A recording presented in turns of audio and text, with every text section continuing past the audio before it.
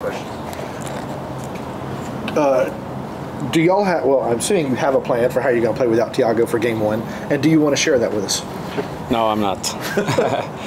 Yeah, so I have a plan. We have a plan as a coaching staff. I feel like I have a great support by the staff I have in this club, with everyone. So we're putting together a plan, of course. Without Thiago, it's a bit different. So we'll see what are the options. Actually, we're looking at 2 or 3 options to see what is the best thing for the team. And yeah, we'll be working on that. Because we've asked you before about possibly changing formations, going to a back 5 and things like that. You've always said, prefer to play my style, prefer to play with the ball, keep opponents under pressure with the ball. But without Thiago, who the whole offense is kind of built around, is that still possible? Well, just formation has nothing to do with the style of the team, right? Okay. So that's number one. We've seen multiple teams going back and forth with back 4, back 5. You can take Philadelphia as an example. It's the same style, but at times they play with back 4, at times they play with back 5. You know, with Seattle Sounders, we used to play back 4, but there was one year where it was better for us to go to back 5, same style. Mm-hmm. It was just differences in the positions of the players and the personnel we had available. So style we won't change. Then the formation, I mean, we've been playing very consistently back 4, so it's a possibility to change, but we'll see. Again, we're evaluating multiple options, and we'll see which one fits better the group of players, not just the opponent, but the group of players we have. And does the format of the playoffs, where if you draw after 90 minutes, you go right to penalty kicks, does that factor into y'all's thinking for this game 1? Yeah. We practiced penalties yesterday, so yeah, we're aware of that. For me, it's 2 games guaranteed, and we win away, we win at home. We don't need the 3rd game, so we'll see. It's an interesting format. It's the first time I go through this type of format. I always love the one either is home and away and that's it, or one knockout game and that's it. I like both. This is going to be new, and we'll try to adapt. What's the biggest challenge for the coaching staff with this format? What do you think changes the way you guys approach games? Not too much. It's just the uncertainty in the 3rd game. I think the PK is something that is different as well. With the best out of the 3 games, you know, you cannot tie. You have to go to PKs every time. I mean, when you go home and away, is the goal differential in the sum of the two games. So it's a bit different on that. So maybe yes, you know, there will be teams that can be more conservative when they play away, and they will look for either counter quickly in action or push for a tie and then trying to win on PKs. Of course, there's going to be tactics like that. It's not our style. You know us. We try always to be consistent with the style we try to play. So I don't think that will affect too much to us. Without Thiago, you mentioned, you know, we were just talking to Luis, and it's obvious he's not in the middle of the field. It's a big absence. But for the center backs, it's a big change for them too. It's a player that they don't see anymore, that they can't rely on in the build-up. How does that change for the center? Well, what is the message for center backs when you're changing perhaps the way you play because of a very specific player? Well, we will try to find the solutions, and I think tactically the team will find the solutions. Is of course the end product what we know could be different because of the individual talent that Thiago has to balance the back lines, to find pockets where at times it's hard to see it, and also he finds very good the through balls that no one else can see. So he's a very impactful player that can put the final touch in the final 3rd. So it's more about that. I think tactically, I mean, whoever plays there, however we play, we will try to have always options for our players. The thought in behind is always our players having a free man. That's always the process we try to go, and how we find that free man, what are the combination patterns to find that free man and from there progress the ball. So we will have someone, is the end product what might change. But what I would say on that is with the new additions, right? It felt that at the beginning of the season, yes, maybe we were a bit more Thiago reliant, and now with Shande, with Sava, plus Caleb and Brooks overlapping, plus Gigi's consistency in scoring goals, we look more complete, I would say. So maybe yes, of course, not having Thiago will affect some parts of our game, but I think we have also other players that can help us with that end product that we'll be missing. The team had 3 important matches, the last 3. You got 2 draws and a loss out of that. But what from that gave you confidence that y'all can get past Columbus in that first round? Well, just the way we played. I mean, of course, results aside, we all know what happened in Philadelphia. This game against Columbus at home, I think it was a good match. Of course, I think they were better in that game, but I think we have the ability to be better than them in some other moments.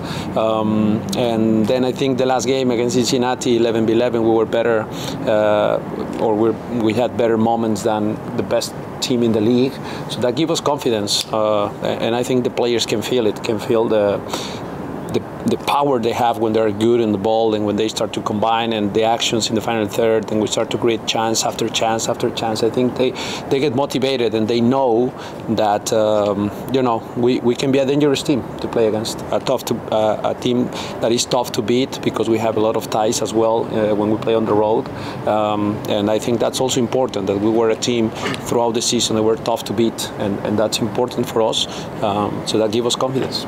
When Luis Abraham was signed, y'all talked about you liked his cerebral approach, you liked his passing ability. He was, I think Garth and Carlos said he's Parkhurst-like, and that now that you've seen him consistently these past dozen games or so, have you seen that, and what do you like about his game, and what do you think he needs to work on? Well, yes, he's been very consistent. I think at times he's also the pairing, is the compliments for others. And when you have an aggressive player, an athletic player like Miles, you need a complement that has other abilities that complement that pairing and that center backs, roles.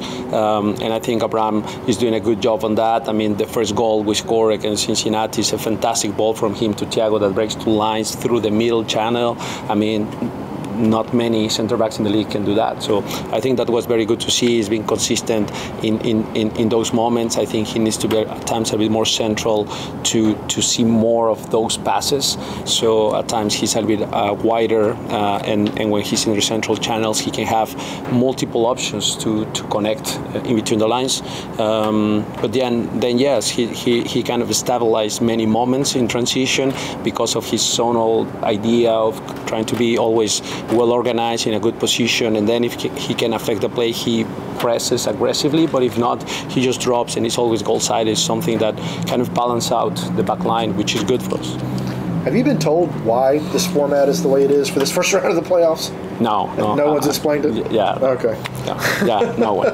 Gonzalo, what do you with Wilfred Nancy, you're going to get, he's a creative coach, he will change things on you. You faced him several times now. Is it fun? Is it like a fun challenge to face a manager like this? Yes, I mean, all the respects for Wilfred, for his coaching staff. He has also a very good coaching staff. Yeah, we have respects, but at the end of the day, I always feel like it's not a coach's game. I always feel it's a player's game. And it's what the players are going to do on the field is the most important part. Our job as coaches is preparing them, giving them the tools to succeed in that specific match. But at the end of the day, it's a player's game. So yeah, it will be interesting, the tactical approach and how we move our pieces. But then is the performance on the players what is going to matter. And I know you're focused on the season and all that, but do you know what Franco Ibarra's future will be? Is he expected back with that lineup? Not yet. No, it's a discussion we haven't had with Carlos. I like to do the math at the end, and yeah, after hopefully the final, the MLS Cup, we can start to talk about those things, but not at the moment. Said a couple about the preparation, the process for something like this. So with penalties, your mindset in preparing for a game that could go to penalties, do you kind of have a 5 in mind? Do you let the players sort that out? How much do you work on it in the build-up? Well, we'll try to give all of them some guidance and the little things we can impact in training session. It's very little, I think. I think at the end of the day, the pressures you go through in that moment after 90 minutes, some of them will be fresher, some of them will be more tired. At times you are cramping in that stage, and the pressures on that specific penalty is very different compared to replicating something here on the training ground, right? So we try just to give them some mental guidance on the process and what they have to put their attention on, the focus on in that specific moment, what they have to think about, positive mindset, all these little things that is important that they know. But at the end is we know which are the players that are more consistent at playing. Are they going to be on the field at that moment? You don't know. We have 5 subs, so that can be, something you can go through again. I'm not thinking too much on the PKs. I'm just trying to put in their mindset that if we go through, we prepare and we practice it. So it's not completely new. But at the end of the day, I think it depends of that specific moments, how you maintain the pressure, and you try to put the focus not in the stress or the pressure, but in the specific task that you have in front of you. And the last one for me is just the process, because you're not going to tell us what your plan is going into Wednesday, but the process of getting there, the involvement of your coaching staff and just helping to figure out what those possibilities are. How has that gone up to today? Yes, we have to go through a couple more repetitions with the players, also the goalkeepers. I think it's important.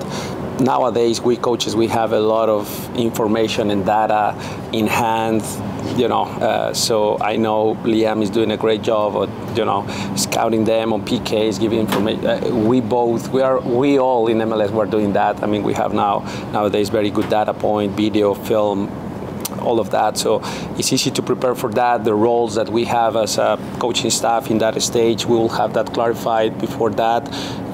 Go to PKs, who's doing the list, all that will be clarified for sure. So there are processes there, and we'll be ready. Do y'all track those results in training? Yeah. The PK success rate and the save rate, do y'all track that? Yeah. Okay. Yeah, Eugenio is very good on that. Eugenio, actually, not just now, but since the preseason started, he has all the data on in the tournaments, who scores the goals, which player has more points in the season, win more small-sided games, possession games. He has all that data. He's very good on that. It's very interesting to see those lists and who wins the most. It makes sense when you go out on the field. The results, it makes sense. And did y'all learn anything from Leagues Cup, the shootout in Leagues Cup, that maybe you could apply in the playoffs from that penalty kick situation? Yes, but I don't take the penalties. It's the players, the ones that have to take the lessons and learn, and how, for me, it's more the attention and the focus. Okay. In that moment, when you are in those stressful moments, thanks God I went through that process in my career as a soccer player, and it's about the focus. It's about the little things. How's your approach, your angle, what you're thinking that moment. You're not thinking about what if I miss, what if no. So you have to put your focus on the little details. What's your angle, where you're going to put the ball, are you waiting until the last second, how you're going to do that, do you have something prepared, but more in the process, and what is your angle, how you put the ball, and where to strike the ball. Those little details for me is to put the focus and the attention in the specific task. Again, anyone can miss, and you can put all the attention. You can the goalkeeper can guess and can save, and it's like that. It's football. Beyond the penalties, from your experience as a player, your experience as a coach, what's the biggest difference when you get to this time of the year in playoff games? I think it's a couple things. One is the togetherness as a team. We have to play together as a team. We have to be compact. We have to be all on the same page, understanding every moment of the game. The other one is the mentality, which is a big part of it. Is who wanted more, the 50-50 duels, the challenges, the mental battle that you go through in these moments, the stages of the game, the scoring a goal, conceding a goal, what happens after, the reactions.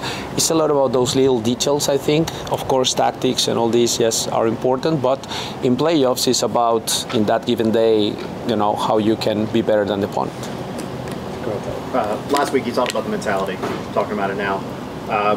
Cincinnati went down a man for most of the second half, but didn't concede against the best team in the league. What lessons does the team take out of that? Well, mentally, I think the team endure. I'm not happy with some of the chances we gave away in that stage. But I think overall we were solid defensively. The mentality of the team was good in that moment, I would say. And actually we had a couple transition moments, a couple cutback from Ajani that could have been a goal, from Edwin, a couple more that, you know, we could have actually gotten with more than 1 point. But so I was happy with the fight of the team, everybody chasing, pressing, doing the little things, sacrificing themselves for the team. That's the mentality, the team mentality that we need for you know, doing good in playoffs. Last one. Yeah, just a question on Santi Sosa. You know, with the new midfielders, he seemed to have slipped below those players as well. What is his update status? Is he still a player that's in your plans this season? Yes, it's just competition. If there is a position where I have multiple options, is that one, right? So of course, you know, consistently it's been Rossetto and Tristan Muyumba, but you've seen how good is Ajani. Amar has been very consistent throughout the season. Ossi's back. So, of course, they are all in my plans. It's just whoever is better, with better form as well. It's just who's better as a player. It's not just about that. It's who's in better form, it's in more rhythm. He's looking better in the tackles, in the duels, in the passing. It's about all those things, and that's how we assess week by week who deserves to start, who deserves to be on the bench, who deserves not to be in the bench, and we go through that process every week. So they are all in my plans, not just. So is healthy as well. Yeah. He's been training great. Actually, he's been very good. It's just others, I think, are in better form at the moment. Thanks, Gonzalo. Yes. Okay. Thank you. Gracias.